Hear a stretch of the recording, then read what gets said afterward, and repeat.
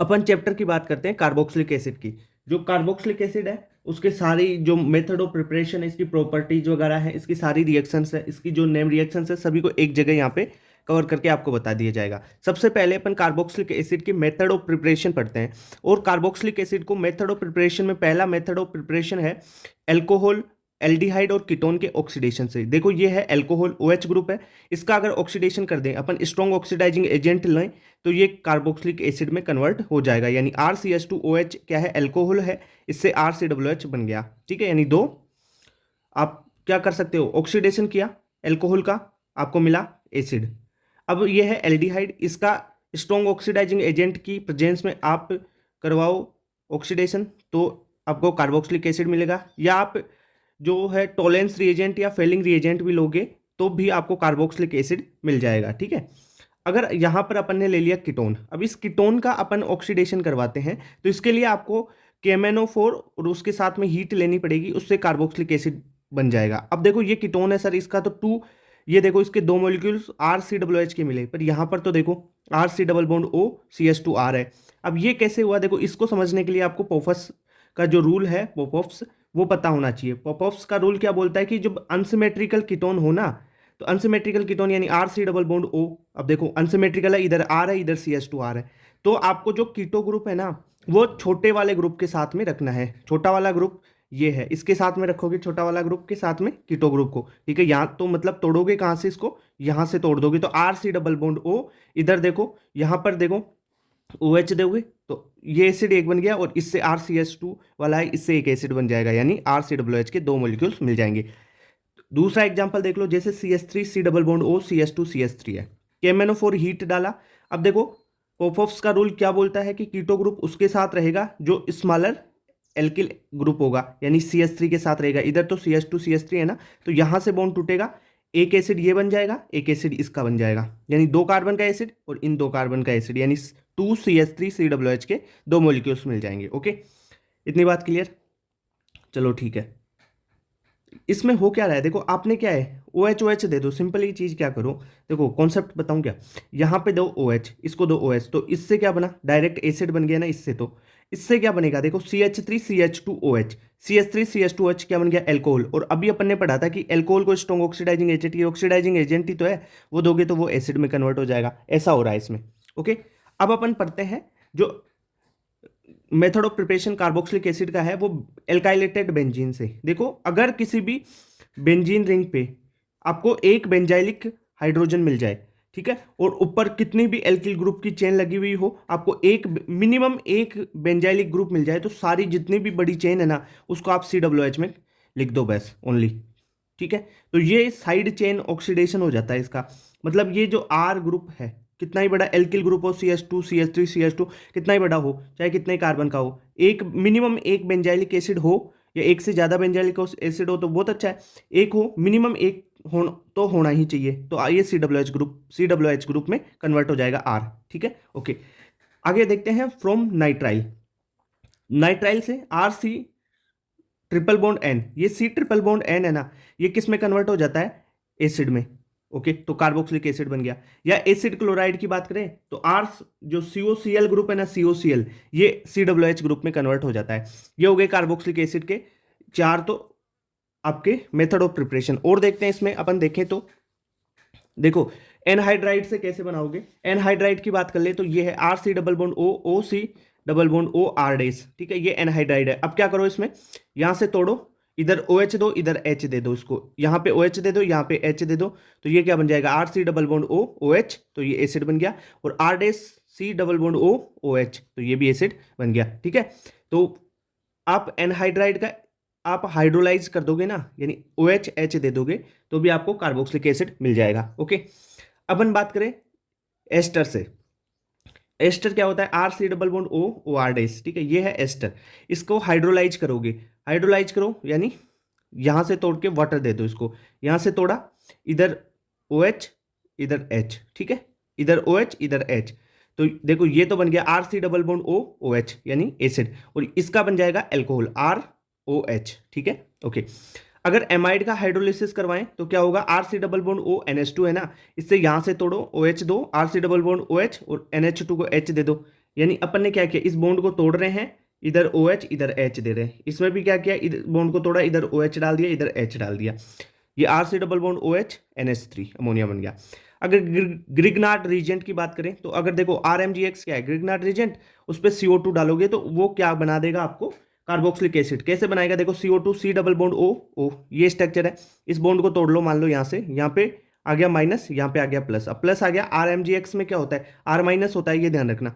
R minus plus पे आ जाएगा, RC double bond O, ये जुड़ गया, O माइनस से Mg2 प्लस X माइनस जुड़ गया। अब इसे हाइड्रोलाइज कर दोगे, ये यहाँ से ग्रुप टूटेगा और क्या बना देगा, RCOH। ठीक है, तो ये आपका कार्बोक्सिलिक एसिड बन गया। एक क्वेश्चन आता है आपका कि compare rate of reaction of nucleophilic addition reaction.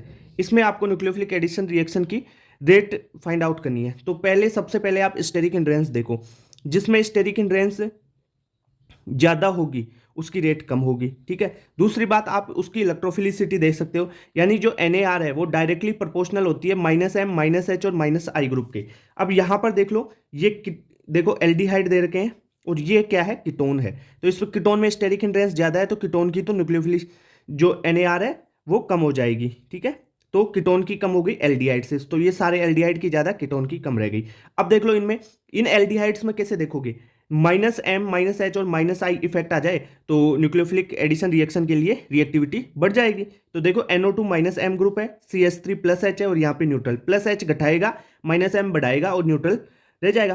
तो देखो -M की सबसे ज़्यादा हो गई, फिर न्यूट्रल वाले की, ठीक है, यानी 2 की, फिर 1 की, फिर आ जाएगा आपका 3 वाला, क्योंकि ये कम कर रहा है, और सबसे कम हो जाएगा कीटोन का। ठीक है, ओके। तो पहला कॉन्सेप्ट आप याद ही रख लो कि एल्डिहाइड की NAR के प्रति एल्डिहाइड ज़्यादा रिएक्टिव होगा कीटोन से। ओके, क्लियर बात इतनी। तो ये आपकी है ना, जो मेथड ऑफ प्रिपरेशन हो गई सारी, देखो सारी एक बार दोबारा बता देता हूँ। मैंने एल्कोहल, एल्डिहाइड और कीटोन का ऑक्सीडेशन करवाया, पॉपअप रूल्स आपको बताया। जो एल्काइलेटेड बेंजीन है, साइड चेन ऑक्सीडेशन वो करवाया, नाइट्राइल से हाइड्रोलिसिस से बताया, एसिड क्लोराइड के हाइड्रोलिसिस से बताया, एनहाइड्राइड के हाइड्रोलिसिस से बताया, एस्टर का हाइड्रोलिसिस और एमाइड का हाइड्रोलिसिस, ग्रिग्नार्ड रिएजेंट का बता दिया आपको, NAR के प्रति क्वेश्चन कैसा आता है ये भी बता दिया। ठीक है, अब अपन चलते हैं प्रॉपर्टीज पे। ठीक है, जो कार्बोक्सिलिक एसिड है उसकी प्रॉपर्टीज, कार्बोक्सिलिक एसिड की पहले अपन प्रॉपर्टी देखते हैं, एसिडिक स्ट्रेंथ। NCERT में दे रखा है भाई, ये जो कार्बोक्सिलिक एसिड है RC डबल बॉन्ड OH है। ठीक है, यहां से ये टूटेगा, मान लो ये H+ दे रहा है, इसका मतलब एसिड है, तो RC double bond O -H+ देगा, यानी एसिड है। अब एसिडिक स्ट्रेंथ का कॉन्सेप्ट क्या है कि ये एसिडिक स्ट्रेंथ है ना, जो -M -H और -I ग्रुप के तो डायरेक्टली प्रोपोर्शनल होती है, और +M +H और +I के इनवर्सली प्रोपोर्शनल होती है। अब इसकी एसिडिक प्रॉपर्टी को देखते हुए अगर रिएक्शन करवाएं, सोडियम NaH NaNH2 NaOH के साथ में, NaHCO3 के साथ में अगर कार्बोक्सिलिक एसिड की रिएक्शन करवाएं तो क्या होगा, देखो कार्बोक्सिलिक एसिड की रिएक्शन Na के साथ में सोडियम के साथ में करवाएंगे तो क्या होगा, RCONA बन जाएगा। ठीक है, हाफ H2 निकल जाएगी। NaH के साथ में करवाओ, RCOONA प्लस H2 निकल जाएगा। NaNH2 के साथ में करवाओगे, RCOONA प्लस NaNH2 है ना, तो NaNH2 से देखो यहाँ से एक H मिलेगा तो NH3 निकल जाएगा। NaOH में क्या होगा, सोडियम का सॉल्ट बनेगा और जो हाइड्रोजन है इससे मिलेगा तो H2O बन जाएगा ये। अरे यहाँ से तोड़ लो इसको। ओके, NaHCO3 में क्या मिलेगा, देखो यहाँ से RC double bond O Na salt बन गया। अब देखो CO3 है, CO2 निकल जाएगा और एक ऑक्सीजन ये, एक हाइड्रोजन ये, एक हाइड्रोजन ये, तो H2O बन जाएगा। क्लियर बात, ओके। अब अपन बात करते हैं, इंपॉर्टेंट है, नीट में 2-3 बार PYQ आ चुके हैं इनसे, PCl3 PCl5 और SOCl2 की रिएक्शन।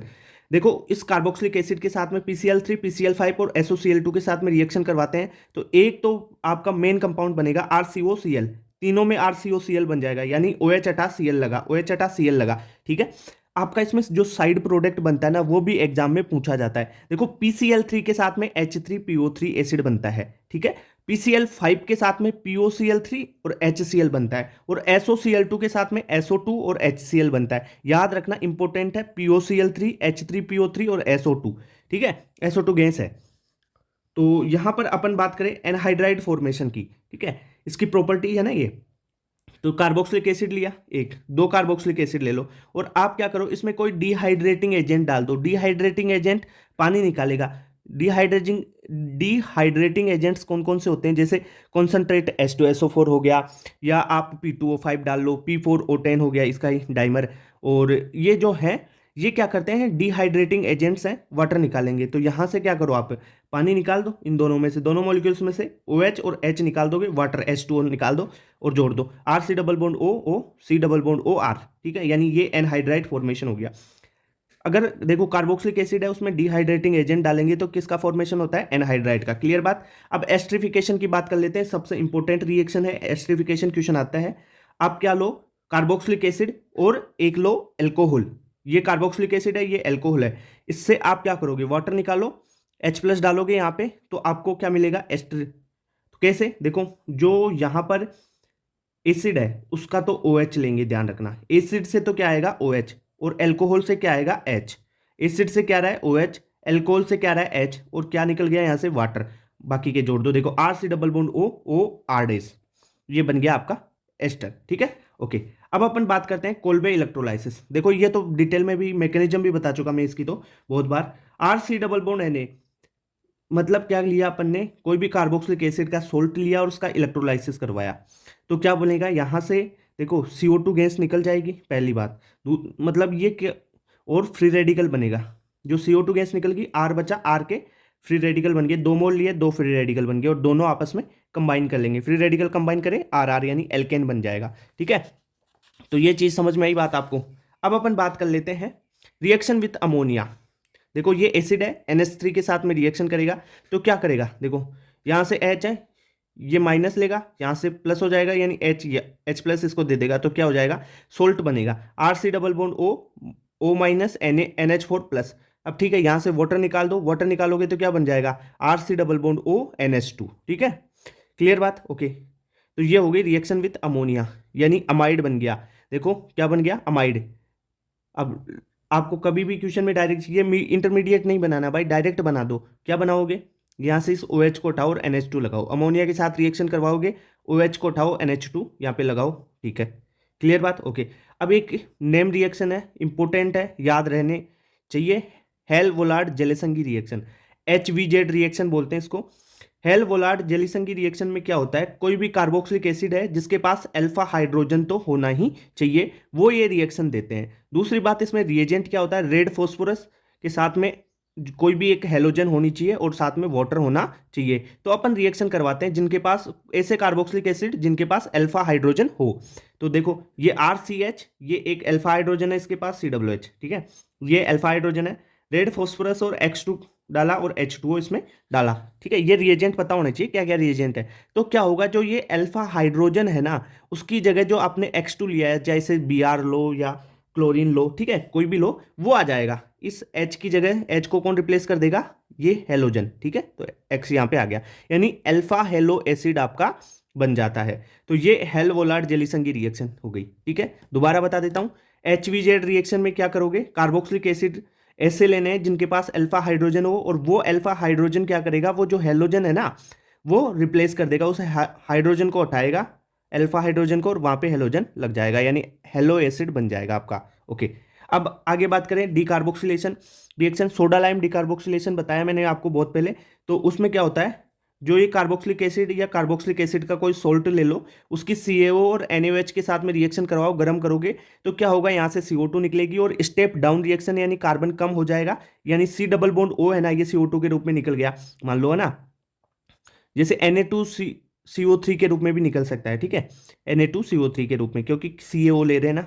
तो मतलब आप ये याद कर लो कि इसमें एक जो CO3 है ना, एक कार्बन कम हो जाता है। अब इसकी मैकेनिज्म क्या है कि कार्बेनाइन बनता है, वो सारी रिएक्शन की मैकेनिज्म अब इस टाइम डिटेल में नहीं बताऊंगा ना, अगर देखना है तो मैंने सोडा लाइम डिकार्बोक्सिलेशन की मैकेनिज्म बता रखी है, लगभग 10-15 मिनट का वीडियो है, उसमें पूरी डिटेल से मैकेनिज्म से बताया हुआ है कि कैसे एक कार्बन कम होता है, ओके। तो RH बन जाएगा, मतलब सीधा सा काम करो, C डबल O है ना, इसको हटा दो, C डबल O को हटा दो बस यहाँ से। डिकार्बोक्सिलेशन में CaO और NaOH ध्यान रखना 3:1 में होते हैं ये, और यहाँ से C डबल O है ना, उसको हटा दो बस, और कंपाउंड बन जाएगा, ठीक है। ये तरीका बता दिया, ट्रिक। अब देखो इसकी इलेक्ट्रोफिलिक सब्सटीट्यूशन रिएक्शन की बात करें तो ये है आपके पास COH ग्रुप, जो COH ग्रुप है वो -M है, इफेक्ट शो करता है, और -M इफेक्ट शो करेगा, वो क्या करेगा, मेटा डायरेक्टिंग, यानी कोई भी इलेक्ट्रोफाइल आएगा तो उसे मेटा पोजीशन पे भेजेगा। तो ये क्या है, ये ऑर्थो है, ये मेटा पोजीशन है इसकी। तो COOH ग्रुप है, वो -M है ना, -M क्या करेगा, मेटा डायरेक्टिंग, तो जो भी इलेक्ट्रोफाइल आया उसे मेटा पोजीशन पे भेज देगा। ठीक है, आगे बात करते हैं इसके रिडक्शन की। कार्बोक्सिलिक एसिड के रिडक्शन की बात करें तो जो कार्बोक्सिलिक एसिड है, मान लो उसमें लिथियम एल्युमिनियम हाइड्राइड या B2S6 डाल दिया, तो उसका देखो रिडक्शन होके क्या बन जाएगा, एल्कोहल। और एल्कोहल का ऑक्सीडेशन कर देंगे तो स्ट्रॉन्ग ऑक्सीडाइजिंग एजेंट डालेंगे उसमें, तो क्या बन जाता है, एसिड बन जाता है। ठीक है, ओके। अगर अपन रेड फॉस्फोरस और HI के द्वारा इसका रिडक्शन करते हैं तो एक बात ध्यान रखना, रेड फॉस्फोरस और HI क्या है, स्ट्रॉन्ग रिड्यूसिंग एजेंट, ये कोई भी आता है उसको एल्केन में कन्वर्ट कर देता है। यानी ये देखो RC डबल बॉन्ड OOH है, यानी एसिड है, एसिड को किस में कन्वर्ट कर दिया, एल्केन में, RCS3 में। क्लियर बात, ओके। तो मतलब प्रॉपर्टीज में मैंने क्या क्या बता दिया आपको, एसिडिक स्ट्रेंथ की सारी चीजें बता दी। ये देखो ये 5 रिएक्शंस बता दी इसकी, ओके। सब में देखो कार्बोक्सिलिक एसिड का सोल्ट बन रहा है और बाई प्रोडक्ट बन रहा है। देखो NH2 है, NH3 बन रहा है, OH है, H2O बन रहा है, CO3 है तो CO2 बन रहा है। ठीक है, ये PCl3 PCl5 SOCl2 के साथ में आपको रिएक्शन बता दी। और इनमें ये देखो ये साइड प्रोडक्ट है ना, ये भी पूछे जाते हैं। ठीक है भाई, RCOCl तो बनेगा, साथ में साइड प्रोडक्ट भी आपको याद होने चाहिए। एनहाइड्राइड फॉर्मेशन मतलब जो है डिहाइड्रेटिंग एजेंट्स, उनका काम पता होना चाहिए। कार्बोक्सिलिक एसिड पे अपन ने कॉन्सेंट्रेट H2SO4 डाल दिया तो वो एनहाइड्राइड का फॉर्मेशन करेगा। फिर मैंने बताया आपको एस्टरिफिकेशन, यानी एसिड और अल्कोहल की रिएक्शन करवाई तो आपको एस्टर फॉर्मेशन हो गया। कोलबे इलेक्ट्रोलाइसिस में कार्बोक्सिलिक एसिड का सोडियम या पोटेशियम सोल्ट लिया, उसकी इलेक्ट्रोलाइसिस करवाई तो फ्री रेडिकल बनेंगे और उससे एल्केन का फॉर्मेशन हो जाएगा। ओके, जो अमोनिया के साथ रिएक्शन है ना, उसमें क्या बनेगा, RC डबल बॉन्ड ONH2 यानी अमाइड बन जाएगा। OH को हटाओ, NH2 लगाओ। ठीक है, हेलवोलाइट जेलिसन की रिएक्शन में ये बताया कि जो कार्बोक्सिलिक एसिड है उसमें एक मिनिमम अल्फा हाइड्रोजन होना चाहिए। ठीक है, उसके पास अल्फा हाइड्रोजन है तभी हेलवोलाइट जेलिसन की रिएक्शन होगी। और रिएजेंट होता है रेड फॉस्फोरस के साथ में हेलोजन, साथ में वाटर सॉल्वेंट होना चाहिए, वाटर होना चाहिए, सॉल्वेंट CH2 वगैरह ये नहीं होनी चाहिए, वाटर होना चाहिए। ओके, इसमें क्या होगा, जो अल्फा हाइड्रोजन है उसकी जगह हेलोजन लग जाएगा, अल्फा हेलो एसिड बन जाता है। डिकार्बोक्सिलेशन बता दिया, C डबल बॉन्ड O को उठाना है, यानी CO को उठाना है और H लगाना है। ठीक है, CrH बन जाएगा एल्केन। इसकी मैकेनिज्म डिटेल से बता रखी है, वो देख लेना कि कार्ब एनाइन बनता है क्या, जो इसकी रेट वगैरह किस पे डिपेंड करती है, वो चीज़ें बता रखी है। ESR में इसकी ESR करवाओ तो देखो बेंजीन के ऊपर COOH ग्रुप लगा रखा है। ठीक है, तो जो बेंजोइक एसिड है इसमें देखो -M इफेक्ट है COOH ग्रुप का, तो -M इफेक्ट होता है तो ये क्या करेगा, मेटा डायरेक्टिंग है। मेटा डायरेक्टिंग है तो जो इलेक्ट्रोफाइल आएगा उसको कहाँ पे भेजेगा, मेटा पोजीशन पे। ठीक है, रिडक्शन की बात कर लिया, रिडक्शन से अल्कोहल में कन्वर्ट हो जाता है और अल्कोहल का ऑक्सीडेशन से एसिड बन जाता है। रेड फॉस्फोरस और HI के साथ रिडक्शन करवाते हैं तो ये क्या काम करता है, स्ट्रॉन्ग रिड्यूसिंग एजेंट है, ये एल्केन में ही डायरेक्ट एल्केन में भेज देता है। ओके।